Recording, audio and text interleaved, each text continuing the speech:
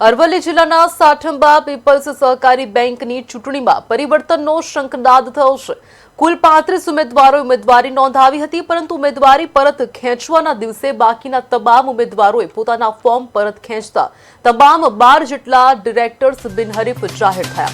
સાઠંબાના ભાવેશભાઈ શાહ વકીલની આગેવાનીમાં તમામ ડિરેક્ટર્સને કોઈ હરીફ ઉમેદવાર મેદાનમાં ન રહેતા ચૂંટણી અધિકારીએ બિનહરીફ ચૂંટાયેલા જાહેર કર્યા હતા। આ રીતે સાઠંબા પીપલ્સ સહકારી બેંકમાં કોઈ મતદાન વિના જ નવી ટીમની પસંદગી થઈ ગઈ છે।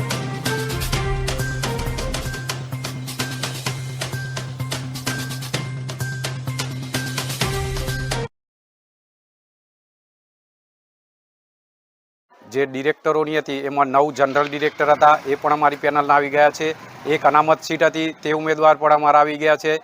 2 મહિલા સીટ હતી, તે પણ ઉમેદવાર બિનહરીફ જાહેર થયા છે, તથા શાક કમિટીમાં પણ 4 ઉમેદવારો બિનહરીફ જાહેર થયા છે। ગામની જનતાએ આ વિજયને આનંદની સાથે લાગણીથી વધાવી દીધી છે અને દરેક લોકોએ બહુ જ ખુશ થઈ ગયા છે।